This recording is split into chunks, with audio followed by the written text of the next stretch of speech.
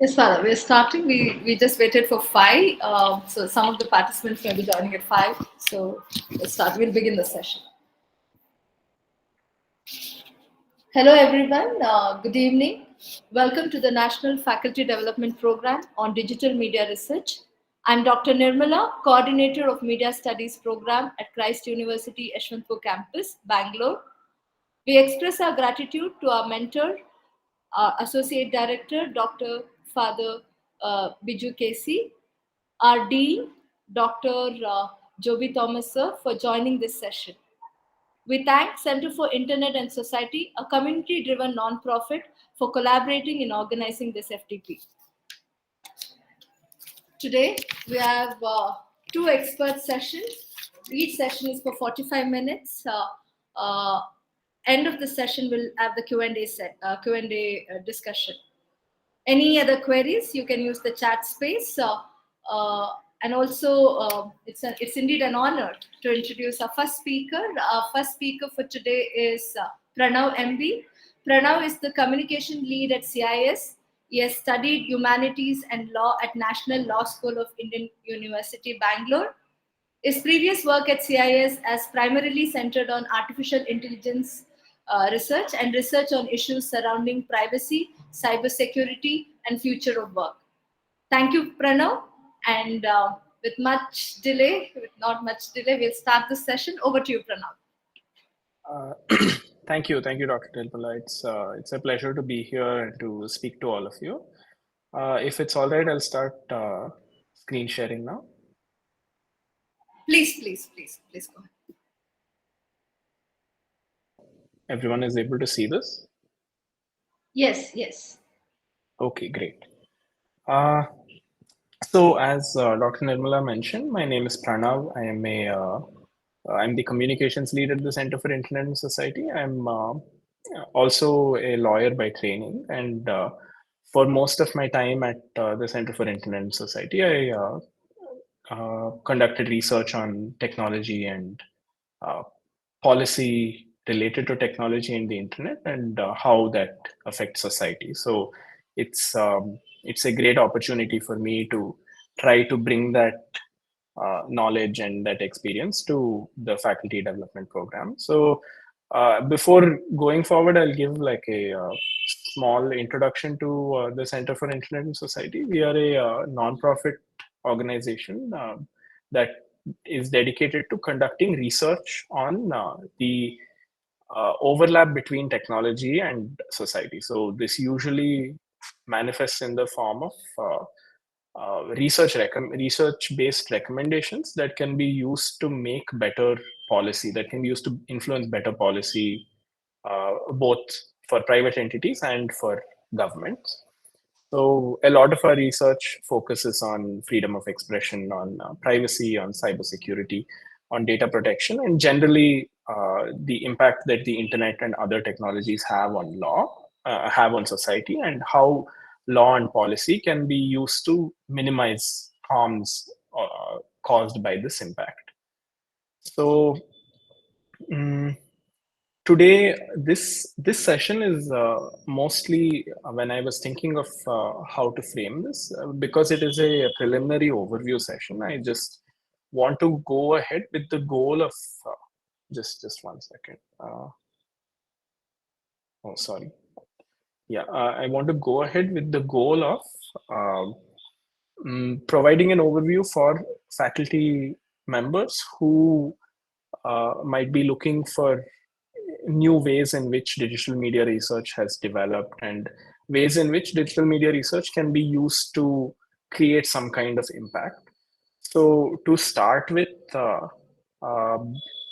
like the slides say, I want to go ahead with defining what digital media research is and give like a very brief overview of why it's important. So digital media research encompasses a wide range of topics, and as we'll get to many of these things in the presentation, some key things are social media, which I'm sure everybody is aware of, online journalism, which can be both news-based and independent blogs run by individuals, digital advertising, which is a very industry focused component of digital media, and communication through technology, which influences a lot of things, both directly and indirectly, that impact all the other things, that all the other topics that digital media encompasses.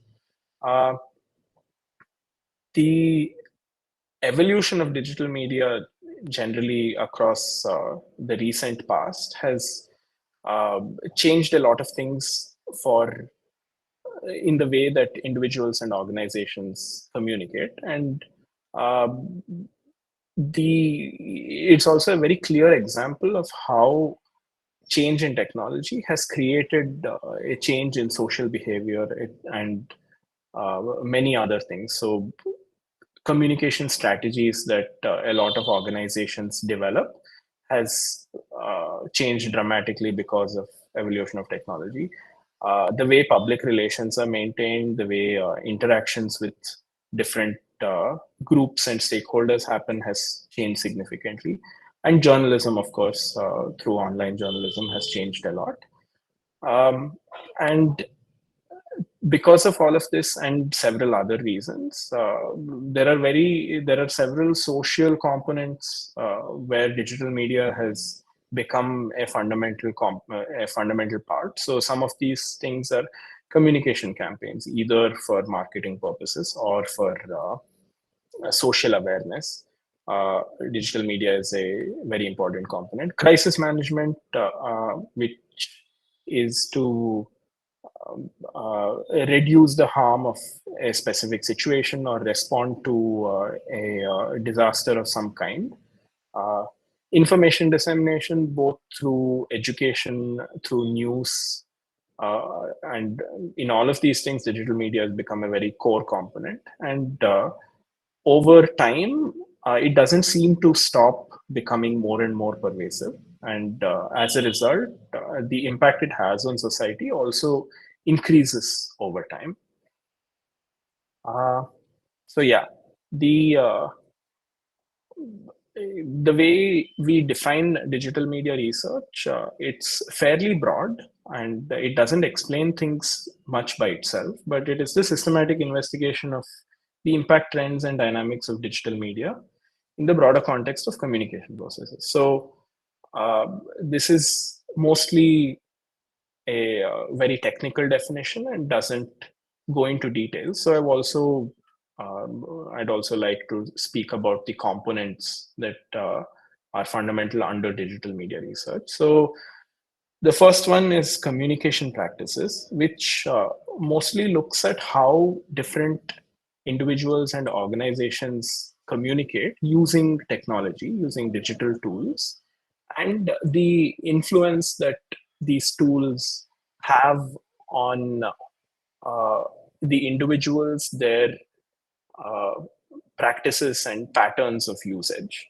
So, uh, their behavior on the internet, their social media usage, their time spent using mobile phones to communicate, and other things that might develop as technology evolves more and more. So this is generally communication practices, which is one part of digital media research.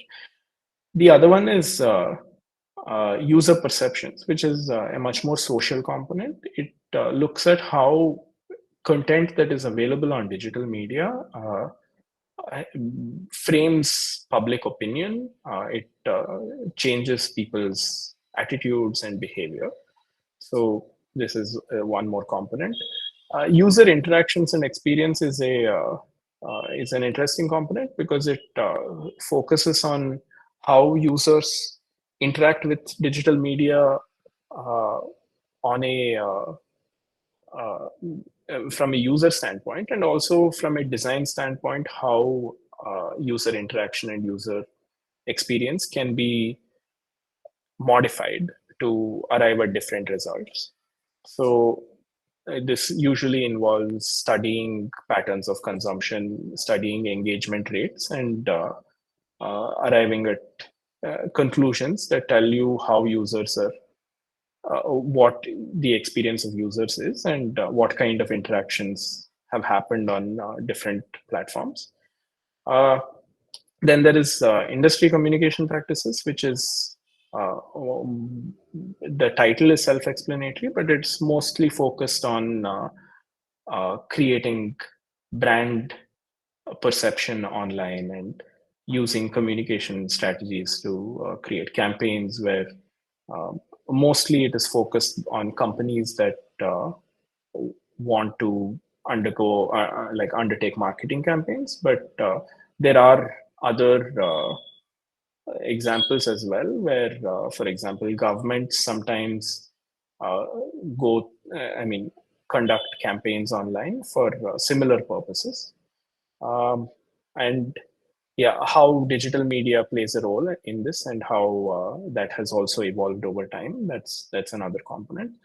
The final one is more broad. It is on the social implications of digital media. uh, it it's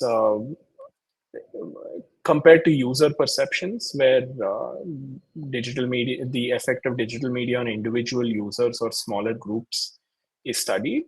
This one focuses on larger groups as and over a longer period of time. So it's broader, larger influence on things like the culture in a community or the political debates that happen in a group or a demographic, and also how digital media has been helping or enabling the formation of virtual communities. So that is another key component of social influence. Yeah. So in the next part of my presentation, I'd like to go over how digital media has evolved in the recent past. Uh, Mostly the evolution of digital media from the early to mid 1990s till present day. And I will go over different types of technologies one after another and um, discuss them briefly. So, the first and arguably the most important type of technology that has influenced digital media is the internet, and with it, it has brought a very basic level of communication.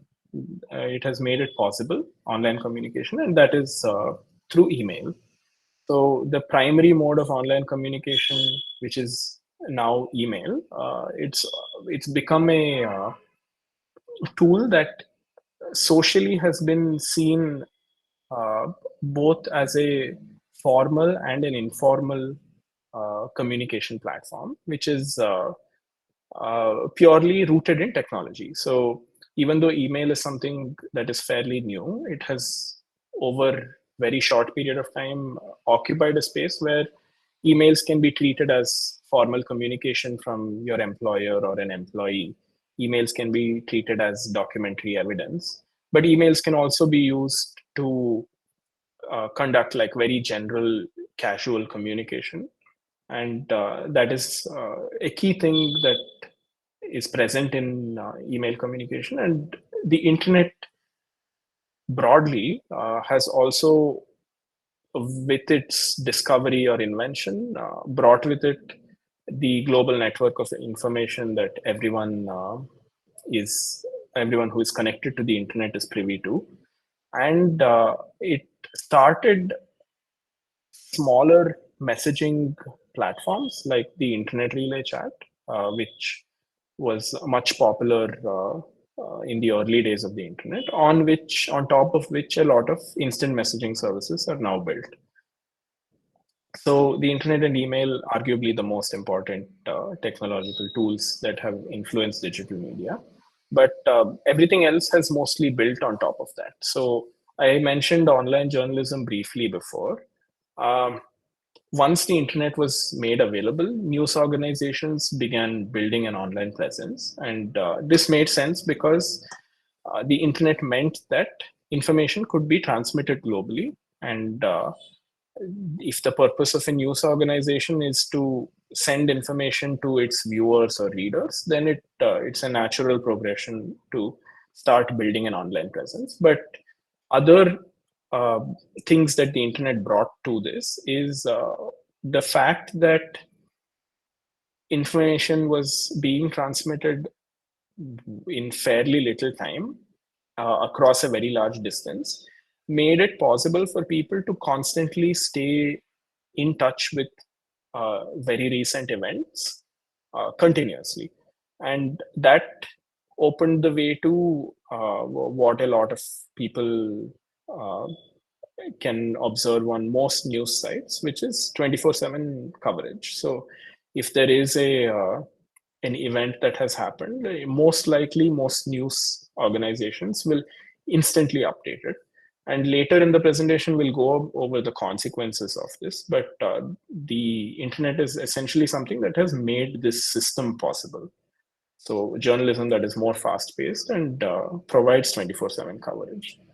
Uh, the other thing this enabled, the other thing that the internet enabled is blogging platforms and what is called citizen journalism, which is a much more decentralized way of creating news, creating information, and sharing it on online platforms, usually in the form of blogs or other types of websites. Again, this is something we'll go into more detail later, but these are tools that have affected digital media. Then there is social media, which came a little later, but it's a natural progression of the online messaging services that started with the internet. And it eventually evolved into websites where people can interact with each other on a much more detailed level and became social networking sites. And it also brought with it something that instant messaging services had only in smaller quantities, and that is focus on multimedia, which over time has almost overwhelmed the focus of several social networking sites. So now the focus of the site is completely on multimedia communication and not on the actual networking and communication between individuals. But the other thing that social media platforms brought with them is the possibility for organizations, governments, or brands to create public faces and create an identity online that is interacting with its users or consumers or citizens. So governments and companies and other organizations can interact with its users by or its citizens and share information, collect feedback, have faster communication using social media and social networking sites. Uh, then the next big technological development is came in the form of mobile phones. So over a shorter period of time, mobile phone technology evolved very rapidly, and it became much more accessible for people to have mobile phones than it was previously before, and it continues to become more and more accessible. This combined with other efforts globally to increase network connectivity across different regions made it so that mobile phones are much more pervasive than other kinds of hardware that lets you lets you access the internet. So this added to the 24/7 news coverage bit, where now not only were news organizations capable of posting things constantly, users were also capable of continuously accessing information and constantly being connected to online platforms. And because of this constant access to information among the people who were connected, the few demographics that were not connected globally or that had like connectivity issues or that continue to have these issues, the gap between the two demographics keeps growing wider and wider because not having connectivity also means not having access to a lot of information, a lot of exposure that another demographic is essentially growing up on. So this translates to a social and educational gap where cultural trends are not being like where different groups of people are not being exposed to cultural trends the same way, and information is also not being shared in the same way. Excuse me. So the other key thing that this created was, up till this point, the primary method of accessing the internet was your computer. But the the pervasiveness of mobile phones has resulted in creating a generation or demographics of people whose exposure to the internet is almost entirely through mobile phones, and this has had impacts on the market and has also had impacts on how information is consumed by people, because there are interface differences obviously between mobile phones and computers, and some things like fact checking, for example, are harder to do on mobile phones, or more time consuming and less convenient to do on mobile phones than on computers. So if there is a generation that is exclusively using mobile phones to access the internet and all its information, then that also has its repercussions. uh, there are some other future applications of technology that are likely to influence digital media, but I'll get to them again in a later slide. Um, yeah. So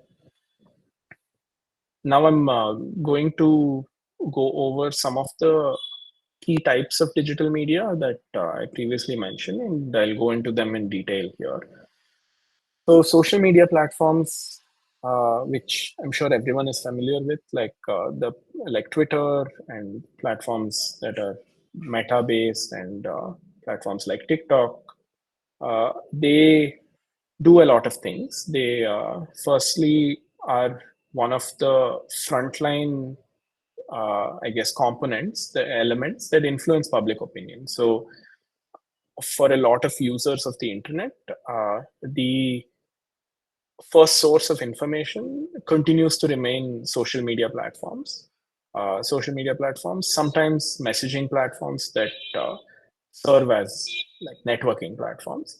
So that plays a key role in shaping public opinion.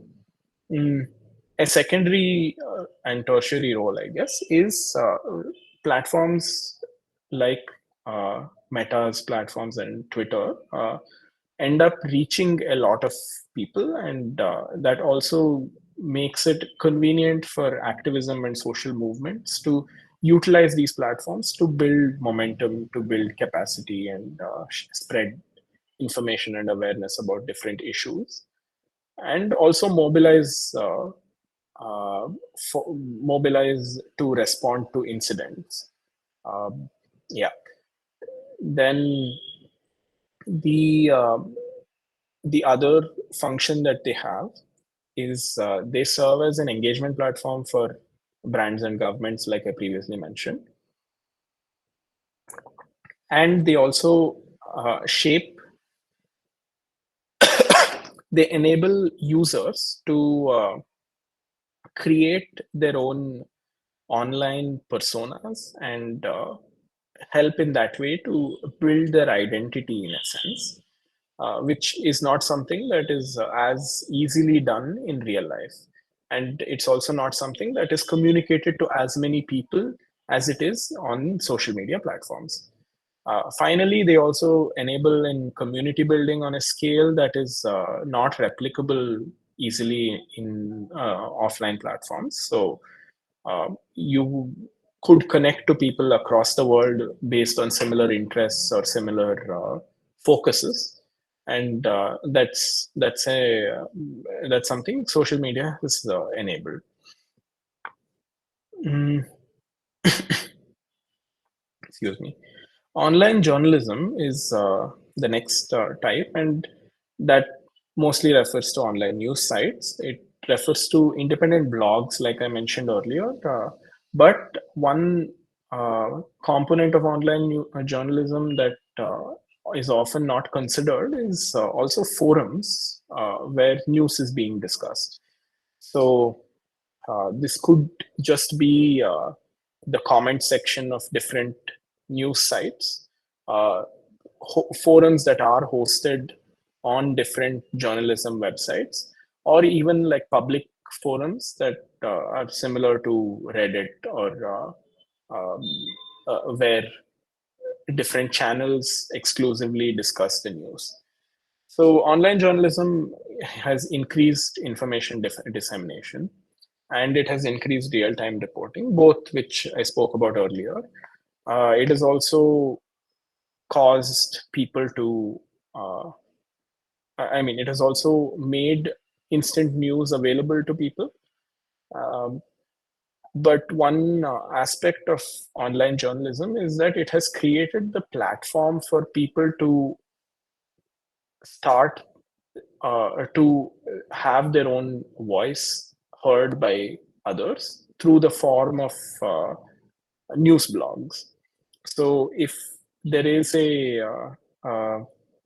previously, if you had to enter the media industry, then there would be a few big names, a few newspaper companies or TV news channels that you will have to try to get into to enter the mainstream media conversation and industry.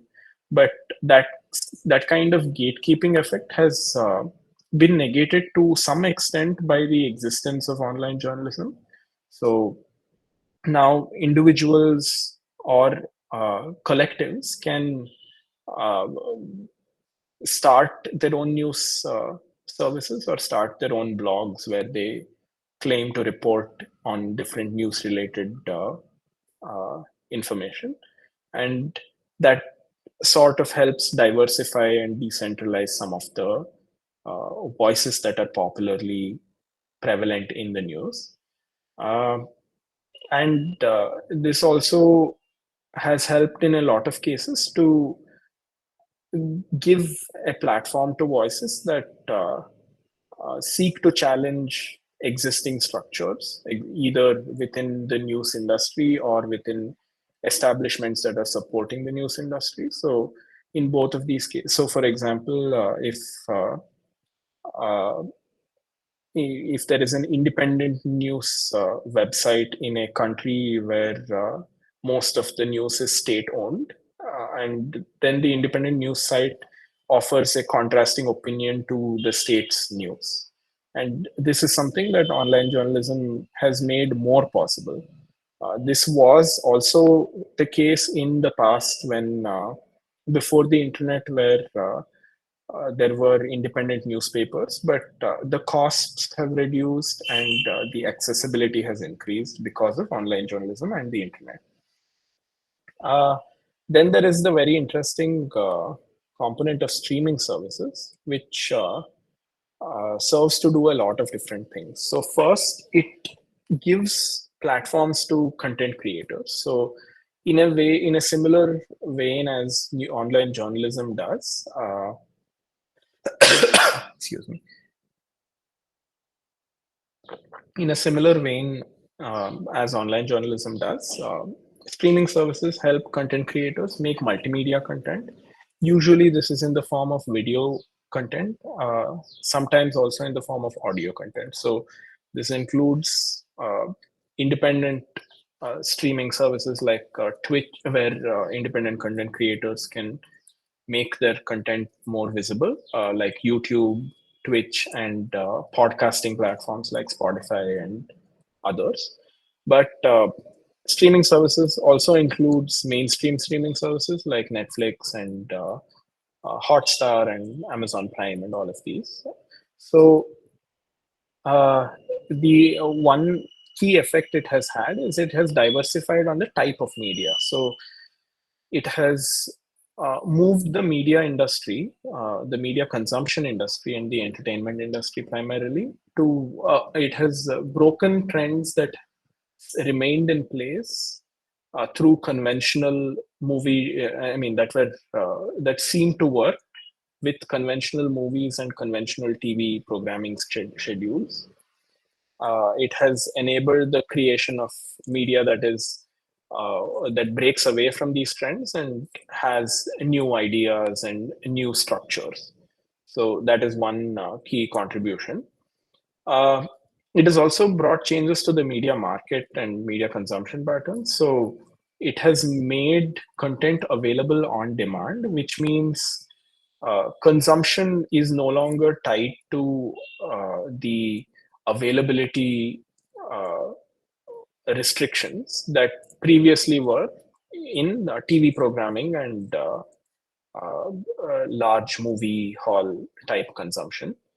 And because streaming services have brought this with them, it has also changed the media market in many ways, where now larger studios are more and more looking at ways of deviating from their pre-existing structure of media production and publication, and they're trying to see what other models can work following streaming services like Netflix.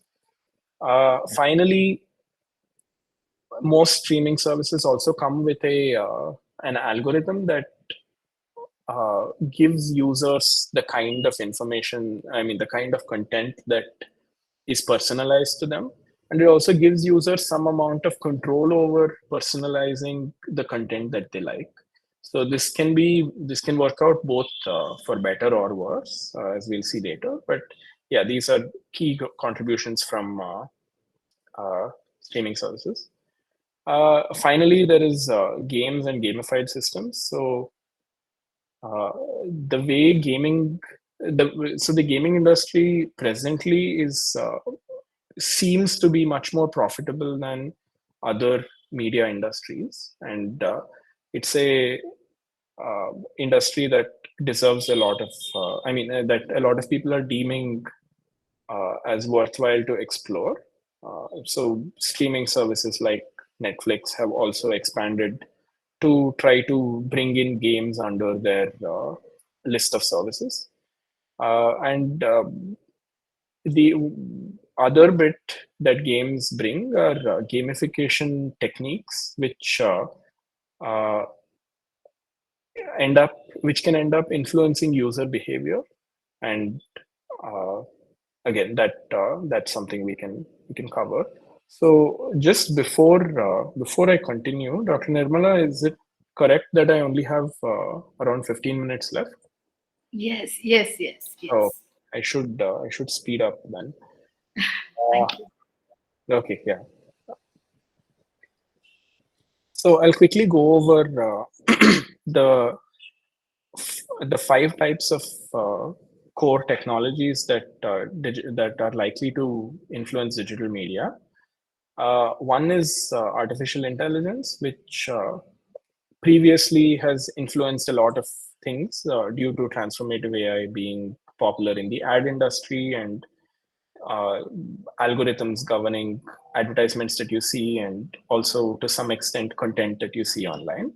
But now there is a larger impact being tentatively projected on the digital media sector because of the use of generative AI, which uh, has both benefits and problems. So, generative AI can result in faster media production. It can give you images, it can give you prose at this moment, and is very likely to also give you faster video production than conventional means could. And eventually, once the technology is refined more, it is likely that it will either result in requiring lower manpower, or at least different types of manpower. But then generative AI also makes it very easy for people to create disinformation. So it makes it easy for bad actors in society to uh, conduct their activities with more success. And it also comes with a number of copyright issues, which the AI industry is still attempting to grapple with. AR and VR is another very nascent type of technology that essentially creates a virtual reality environment, or superimposes an additional augmented reality environment on real images that you're seeing through any kind of camera. This can help with telling stories. It can help with better conferences, better events, and global participation at relatively lower costs. But the main issue right now is that the hardware required for most high-level virtual and augmented reality equipments, they are very specialized and usually very expensive. And because the technology is very, very nascent, it also comes with a number of it can come with a number of health issues, some diagnosed, some undiagnosed. So motion sickness is a very common one. Big data analytics is something I'm sure everyone here has already heard of, but it is essentially the use of large data sets to arrive at different conclusions. And in digital media, this usually means uh, observing audience behavior, identifying trends, finding the right demographics for different types of dissemination. But it comes with some issues, which usually are it is it's difficult to find reliable data sets that are also uh, taken with consent, and it's also difficult to find reliable data sets, especially if you're working from a research and academic perspective, since most of the big data analytics utilizers presently are from uh, uh, big tech corporations. So the other uh, key thing for digital media, I think, is voice-based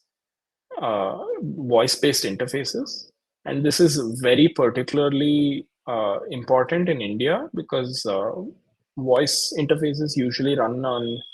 Globally, they run on a very specific set of European languages most of the time. But in India, the research is developing on multilingual voice interfaces, which where if you speak to a voice assistant, then it will perform tasks for you. And the goal of this research is mostly to uh, arrive at technology that will understand what you're saying in different languages and in different accents. Uh, Yeah, the issues right now, before the technology evolves, are mostly with respect to misinterpretation of what is said and identification of accents. Uh, the final one is something that is a little complicated, but it essentially is 5G based technology, which in a very simplistic sense, is technology that eventually, once implemented in effective ways, will mean faster data transfer speeds, which will essentially enhance all the technologies that we have covered so far. But presently, there is some, technological solutions are yet to be developed to make true 5G technology a reality. And even if those are developed, in India particularly, the digital divide needs to be addressed before increasing connectivity with the already connected demographics. Uh, these are some general challenges for all technology, which I was hoping to address, but I think most of these are self-explanatory, so I will skip this and I will share the slideshow with everyone after the presentation. Uh, Again, yeah. So very quickly, consumption patterns in digital media research is one core aspect to know the impact that digital media has on society. So, like I mentioned, on-demand content through streaming platforms and other platforms has enabled digital media to, through digital media has enabled audiences to highly personalize the kind of content and information they consume, which is very convenient and but also creates echo chambers where people perpetuate their own opinions more and more, and potentially could make people closer minded, which is not a good thing for society generally. Uh, the other key thing is multi-screen consumption, which is a consumption pattern that is very interesting, and how that can be used in research uh, is a broader question. But multi-screen consumption is something that is only recently possible, where attention is split across multiple screens, where someone could be scrolling through social media while watching or listening to a TV show in the background. So far, it has only been a target area for ads and data sharing for big data analytics. Uh, Traditional media, like newspapers and conventional TV, has seen a decline in consumption, and this is not a debated topic. But again, there are some problems that are coming up with new media consumption, which are prompting people to consider going back to traditional media. So, monetization schemes in streaming content, for example, has led some people to reconsider the original TV scheduling model. So, that's another interesting research area. Uh, User generated content is another thing that has become significantly exacerbated because of the pervasiveness of digital media, and more formal traditional media, or like big budget media, is having to compete with low investment user generated content. So that is another key thing. uh, Yeah, now we go to the impact of social media, which the f- the first three are perhaps good ones, and the last three are negative impacts. So, diverse perspectives through citizen journalism, online journalism, has is something we already discussed. Uh, the online journalism forums that I mentioned can and other online platforms which have facilities that allow for comments and other types of reactions, they can help with I mean, they've enabled users to influence things to a uh, more significant level by leaving instant feedback, and sort of created a collectivization opportunity for users when they are either looking at a product or service or an implementation of something online. They can respond to it, they can rate it and review it, and comment on it to try to make things better based on feedback. So that is one impact that social media has had. Uh, it has also created activism. It has also helped in activism efforts, like I previously mentioned, but not just through social uh, of accessibility, but through actual tools like hashtags, which can perpetuate information on like much larger scales. But perpetuation of information can also go in negative ways, because the way social media platforms are built, it is they it is almost always incentivized for information to go viral, which means your focus is not on real information, but information that is more likely to go viral. And again, just like the next point, real-time information dissemination makes the focus more it takes away focus from verifying and making sure that information is legitimate, and instead tries to uh, popularize things that either cause more outrage or more surprise, or are the latest update, irrespective of whether they are true or not.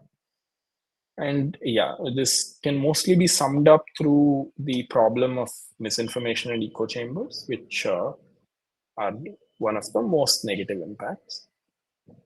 Uh,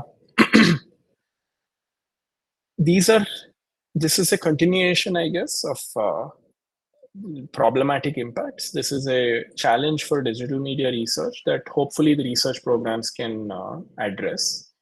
So misinformation and disinformation, creation of standards that can enhance data privacy, similarly creation of standards that can help build algorithms that don't perpetuate bias and discrimination that already exists, and uh, try to, I mean, research on how other stakeholders can try to keep up with the rapidly changing and evolving nature of digital media platforms. Uh, so that is one big thing. There is the last point of ethical considerations, which I think I'll cover on the last day of the session of the program. But yeah, very quickly, I know I'm at time.